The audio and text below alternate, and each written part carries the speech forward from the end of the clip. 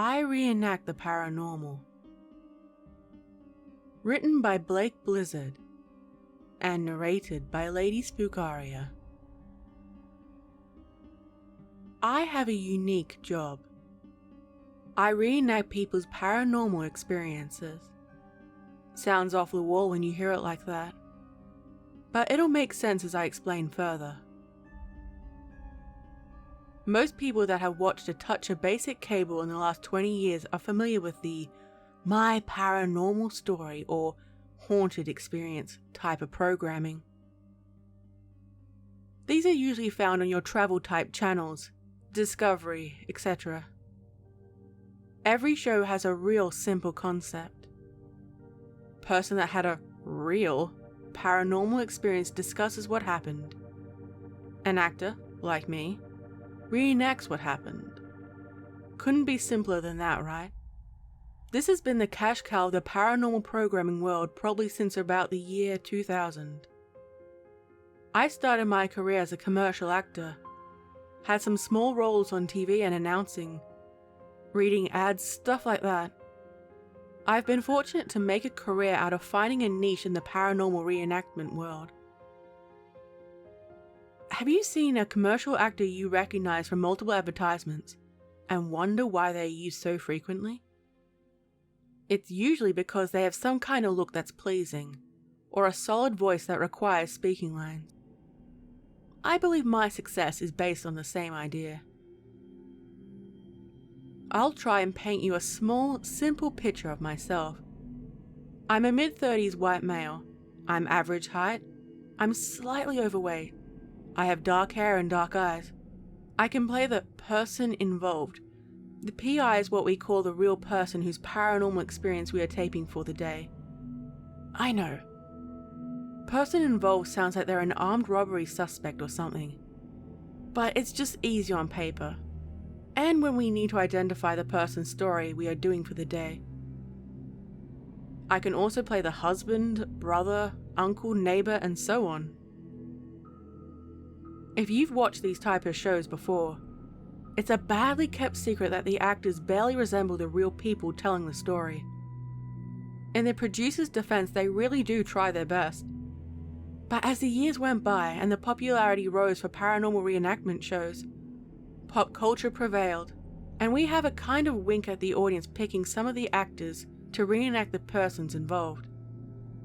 Most people comment things like, "Oh, come on, the real person talking about their experiences, sorry, don't mean to be mean, but they're like 300 pounds, and the actor portraying them is like a model." We get that all the time. It's TV, baby. That's as simple as I can put it for everyone. You don't tune in to watch normal people all the time. That's kind of where I come in, funny enough. Maybe it was by accident. Maybe the producers did it on purpose. Because I'm so vanilla, I played mostly opposite that role. Whether the PI, person involved, was slim or heavy, I just seemed to fit the part. I'm nothing special. All of us reenactors are secondary to the story. People in the business like me though. Call it a non-threatening demeanor or look. The jury is still out.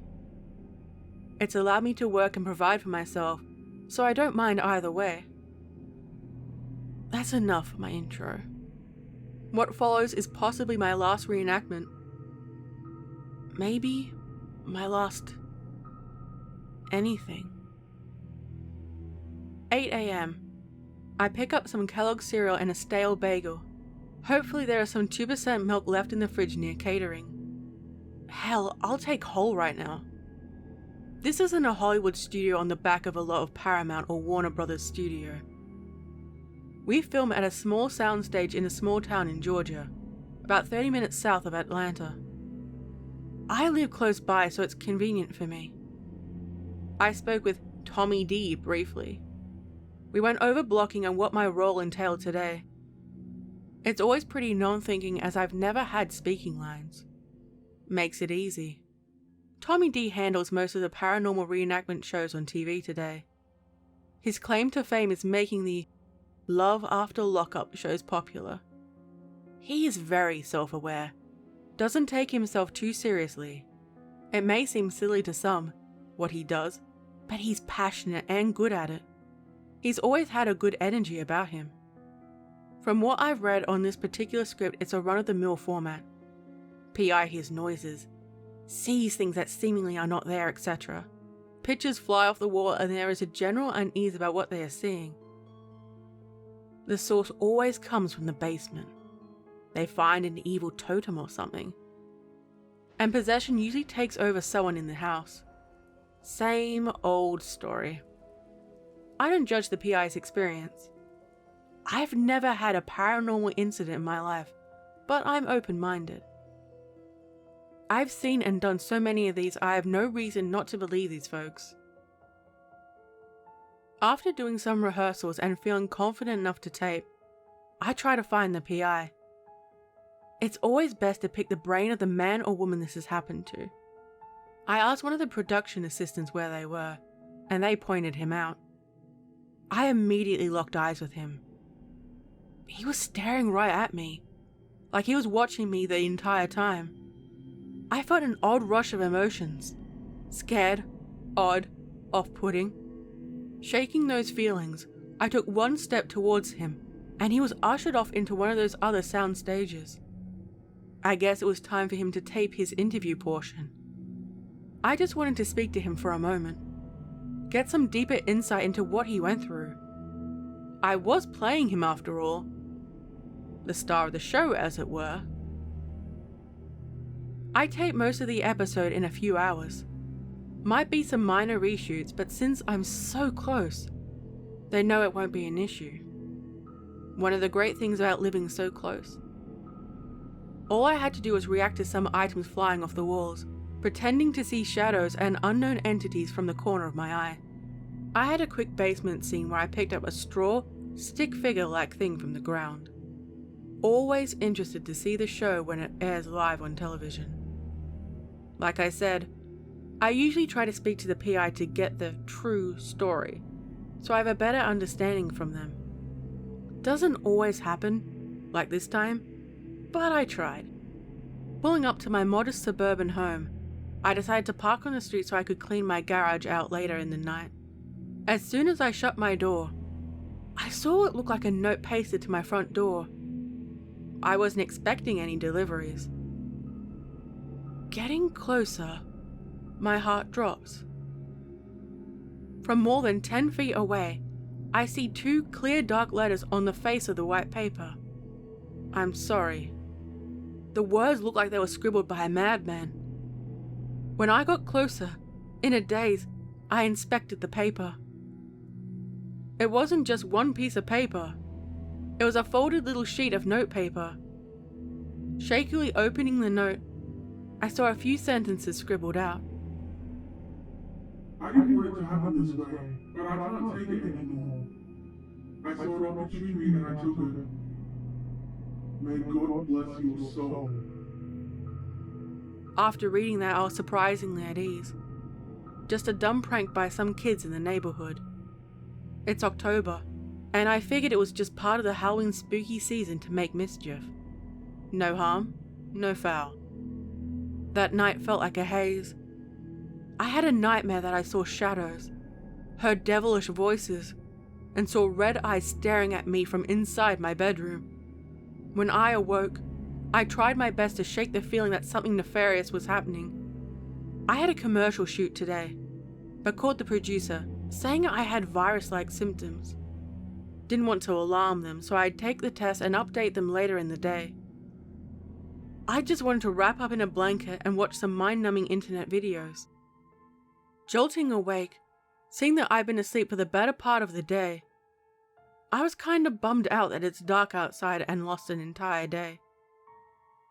I didn't know how tired I was. I texted one of the producers of the commercial I was supposed to be at today, saying that I was virus-free, even though I never had any sickness, nor took any tests, and would be more than willing to work with them again. All I wanted was a hot cup of coffee and take a shower. I never got that coffee. As soon as I started the pot, I felt like something was wrong. I slowly pulled my favorite coffee cup from the cupboard and placed it close to the coffee maker. Turning my back for a moment, I heard a thundering crash. Whipping my body around, I can see my favorite cup is destroyed in the corner of my living room. The force and distance my cup endured is just... I can't explain it. I stared at the broken cup while a whooshing sound blows in my right ear. What the hell is happening? I'm feeling out of my mind. At this time, I see a note on the counter. I'm sorry. What I've been going through is almost exactly as I just reenacted on the last Paranormal Experience show. I'm in for another sleepless night. If I make it one more night, I have some people to talk to. Thankfully, nothing happened during the night. I needed to get in contact with the person involved in the last reenactment. I made a couple of calls and texts to the production assistants I have in my phone. No responses. I even reached out to Tommy D. Nothing. I decided to drive to the soundstage. My confusion was immersible when I arrived. Everything was gone. Not possible. This little studio has been around for almost a decade. It wouldn't just disappear overnight. What the hell is happening? Pulling up back at home, feeling defeated. I have a sick feeling that hasn't quite left me the past couple of days. I just want to lay down upstairs in my bed. Walking up the stairs, I'm frozen by a black mass with what appears to be horns protruding from an evil-looking face. Blinking quickly, the anomaly disappears. I cautiously slid into bed, pulling the covers over my entire body. In an instant, I woke up. Cold sweat, head on fire. The blazing red numbers on my bedside clock displayed the time of 3 a.m. Not a good sign.